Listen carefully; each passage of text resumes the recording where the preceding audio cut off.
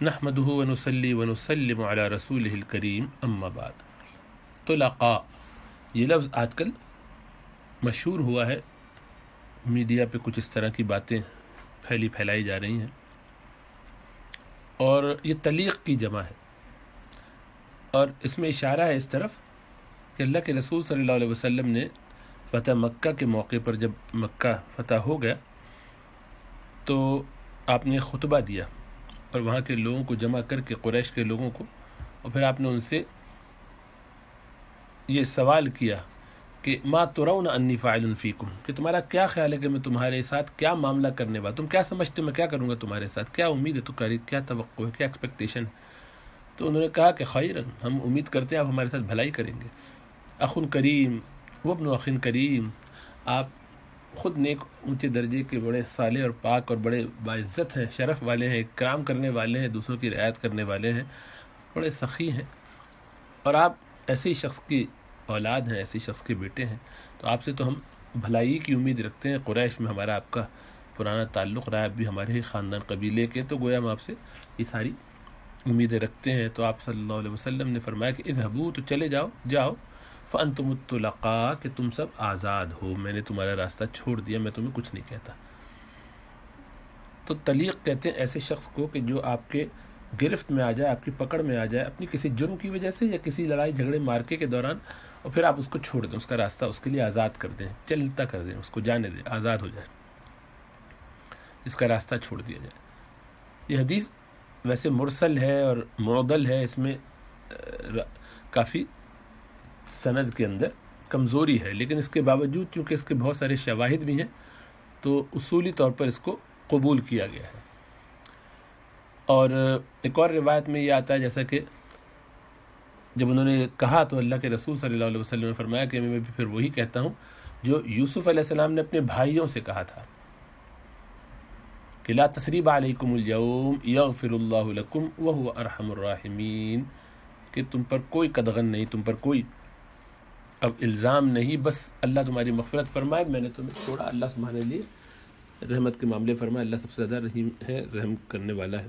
یہ یوسف علیہ السلام کے بھائیوں کے لیے یوسف علیہ السلام نے فرمایا تھا، وہی بات رسول اللہ صلی اللہ علیہ وسلم نے فرمایا۔ تو سند میں ضعف ہے، لیکن اس کے باوجود اس کی اور بھی شواہد موجود ہے، جیسا عرض کیا، تو ان سب کو سامنے رکھا جائے تو بہرحال یہ لفظ استعمال کیا جاتا ہے، بالکل ثابت ہے۔ اللہ کے رسول صلی اللہ علیہ وسلم کی جو حدیث بخاری اور مسلم ہے، اس میں تو اس کا یعنی اس لفظ کی طرف باقاعدہ اشارہ موجود ہے، اور وہ یہ ہے کہ جب یوم حنین ہوا تو بنی حوازن سے وہاں لڑائی ہوئی، تو رسول اللہ صلی اللہ علیہ وسلم کے ساتھ 10,000 تو صحابہ تھے جو باقاعدہ جمع ہوئے تھے فتح مکہ کے موقع پر۔ اس کے علاوہ طلقاء بھی تھے، وہ لوگ جن کو آپ نے آزاد کر دیے تھے، یہ بھی اب آپ کے ساتھ آ گئے تھے۔ تو اب غزوہ جب شروع ہوا تو چونکہ یہ خیال تھا کہ ہم تو بہت بڑی اب ٹیم لے کر آ رہے ہیں، بعض صحابہ کے دل میں یہ بات آ گئی، لیکن جب وہاں پہنچے ہیں تو بنی حوازن نے چھتوں پہ چڑھ کر تیر برسانا شروع کر دی۔ ایسی صورت اور ایسی بھاگ دوڑ ہوئی، ایسی بے ہنگم طریقے سے کہ بالکل سب بکھر گیا معاملہ، اور جیسا قرآن میں اللہ سبحانہ وتعالی نے تبصرہ فرمایا کہ وَيَوْمَ حُنَيْنٍ إِذْ أَعْجَبَتْكُمْ كَثْرَتُكُمْ، کہ تمہیں اپنی کثرت کا ایک ذرا خیال آ گیا تو اللہ نے تمہیں سختی سے گزارا، زمین باوجود وسعت کے تنگ ہوئی، پھر اللہ نے رحمت فرمائی۔ تو بہرحال وہ جو موقع تھا اس میں رسول اللہ صلی اللہ علیہ وسلم نے اعلان فرمایا یا معاشر الانصار، تو انہوں نے کہا یا رسول اللہ صلی اللہ علیہ وسلم لبیک وسعدیک اور نحن بین یدیک، یہ سب باتیں انہوں نے کہی کہ ہم حاضر ہیں، آپ کے ساتھ ہیں، آپ کے سامنے ہیں۔ تو رسول اللہ صلی اللہ علیہ وسلم نے فرمایا کہ انا عبد اللہ ورسولہ، اور پھر اس کے بعد یہ مشرکین جو ہے ان کو اللہ سبحانہ تعالیٰ نے شکست دیا۔ رسول اللہ صلی اللہ علیہ وسلم بالکل ثابت قدمی سے رہے، آپ کے ساتھ چند صحابہ بھی تھے۔ تو آپ نے تو وہاں پہ یہ الفاظ آتے ہیں کہ فَأَعْطَى الطُّلَقَاءَ وَالْمُهَاجِرِينَ وَلَمْ يُعْطِ الْأَنصَارَ شَيْئًا، تو آپ نے طلقاء کو بھی، جو ابھی جن کو آپ نے آزاد چھوڑا تھا، ان کی گرفت نہیں کی تھی، ان کو پرزنر آف وار نہیں بنایا تھا، ان کو بھی، اور مہاجرین صحابہ کو مال عطا فرمایا،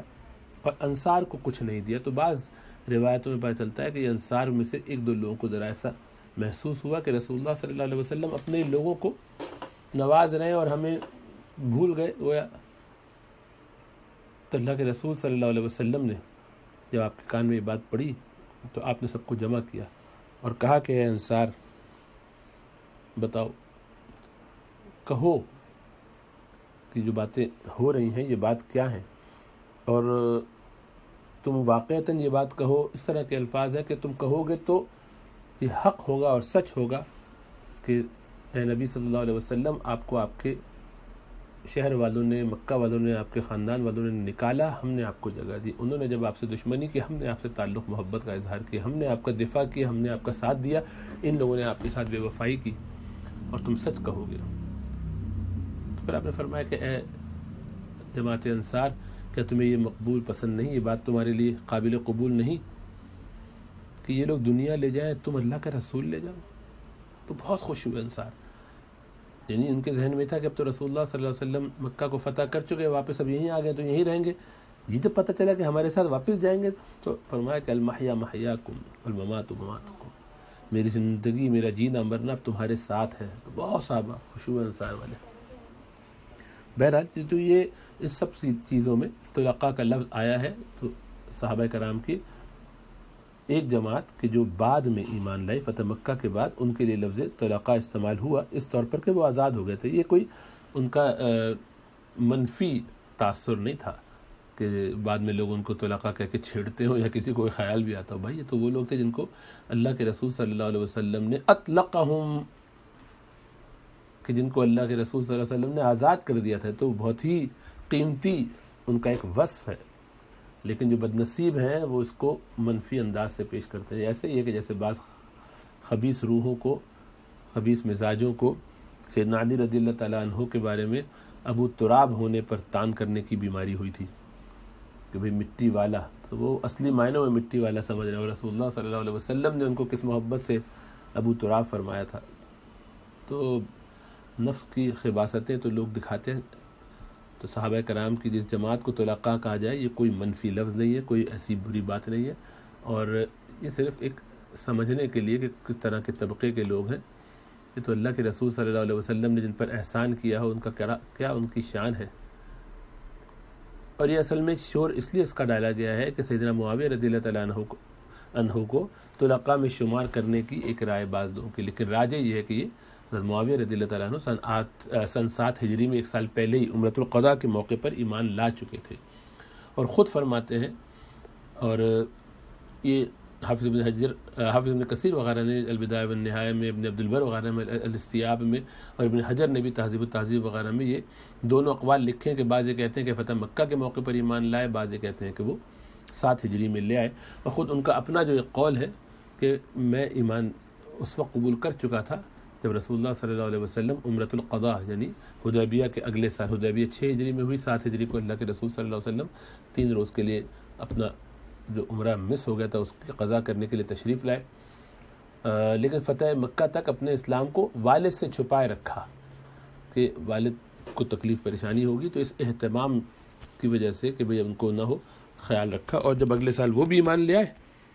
ابو سفیان رضی اللہ تعالیٰ عنہ، تو پھر انہوں نے اس کا اعلان بھی کیا. تو بہرحال ان کا اپنا کہنا یہ ہمارے لیے زیادہ قابل قبول ہے اور وہ صحیح سند سے بھی ثابت ہے، تو کیوں نہ اس کو قبول کیا جائے. تو بہرحال وہ طلقاء میں سے نہیں تھے. اور جیسا کہا کہ اگر ہوں بھی تو کیا فرق پڑتا ہے. صحابہ کرام کی مختلف شاخوں، مختلف گروہوں کا تذکرہ ہونا، یہ اس میں کوئی قباحت نہیں ہے. علامہ قرطبی نے تو اس میں بہت تفصیل سے کلام کیا ہے اور کہا ہے کہ یہ تو آر کی کوئی بات ہی نہیں ہے. اس لیے ہمیں بہت سمجھداری سے، بہت ادب سے صحابہ کرام کا تذکرہ کرنا چاہیے. اللہ سمجھ و شعور عطا فرمائے اور صحابہ کرام کی محبت دل میں پیدا فرمائے. صحابہ کرام وہ سارے لوگ کہ جنہوں نے رسول اللہ صلی اللہ علیہ وسلم کو حالت ایمان میں دیکھا، یا آپ رسول اللہ صلی اللہ علیہ وسلم کی نظر ان پر پڑ گئی حالت ایمان میں لمحے بھر کے لیے بھی، تب بھی وہ رسول اللہ صلی اللہ علیہ وسلم کی صحابہ شمار ہوں گے. یہی امت کی متفق علیہ تعریف ہے، اور اس میں اختلاف بہت کم لوگوں نے کیا ہے اور وہ معتبر نہیں ہے. اصل تعریف یہی ہے جن کو صحبت ملی ہو، اور اس کی طرف قرآن میں اشارہ موجود ہے. مثلا سورہ فتح میں فرمایا کہ محمد الرسول اللہ والذین معہ جو ان کے ساتھ ہیں، یہ جو رسول اللہ صلی اللہ علیہ وسلم کے ساتھ جو ان کے ساتھی ہیں، جو بھی ان کے ساتھ ہیں، ان کا کیا معاملہ ہے۔ تو یہ جو معیت حاصل ہو، جس کو رسول اللہ صلی اللہ علیہ وسلم کی معیت حاصل ہو جائے، ان کے ساتھ ہونا، ان کی ٹیم میں ہونا، کبھی بھی اس میں کوئی تعیین نہیں ہے، یہ بالکل مطلق لفظ ہے جس میں کوئی تقیید نہیں ہے کسی بھی قسم کی۔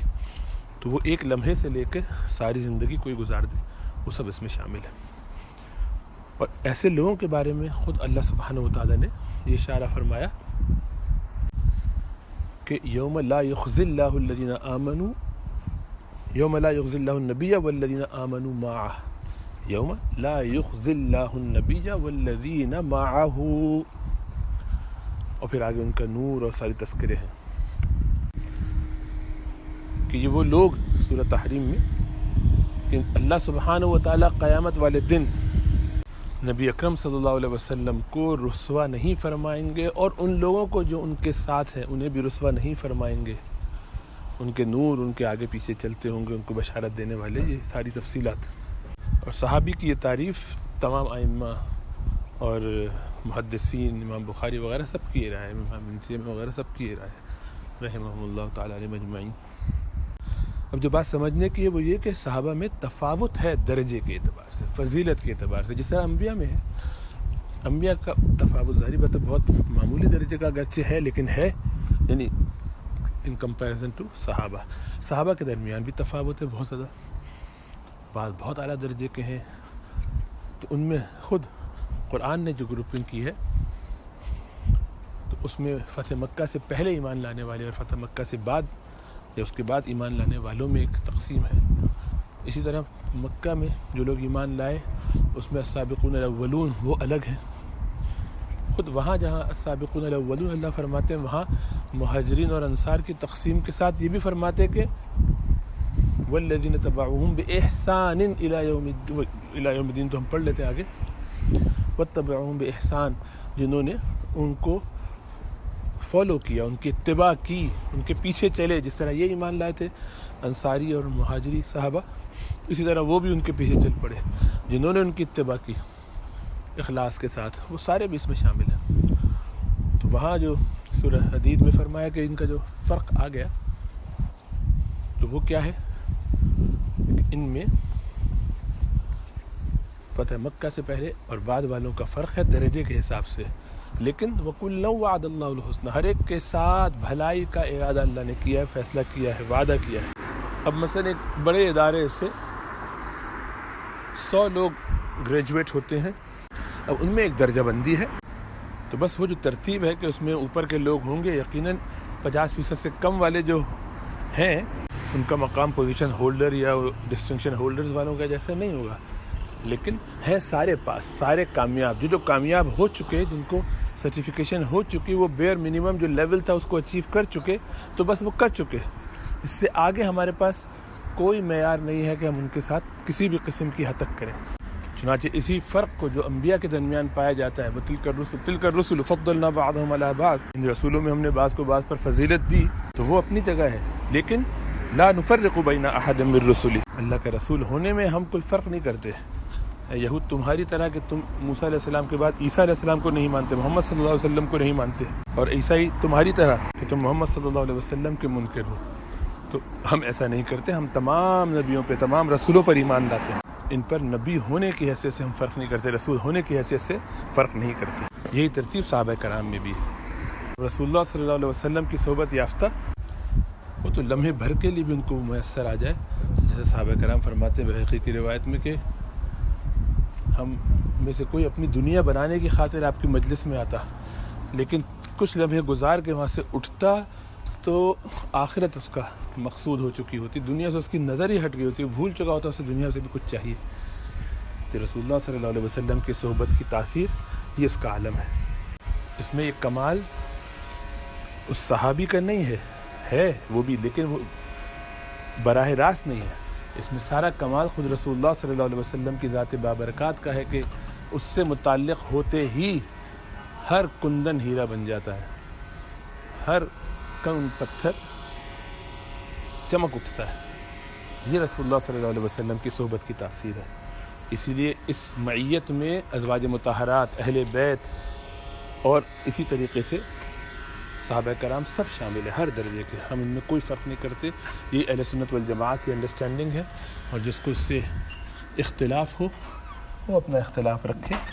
کل وہ جواب دہ ہوگا ان باتوں کا جس میں وہ انتشار اختلاف پیدا کرتا ہے۔ اللہ سمجھ و شعور عطا فرمائے۔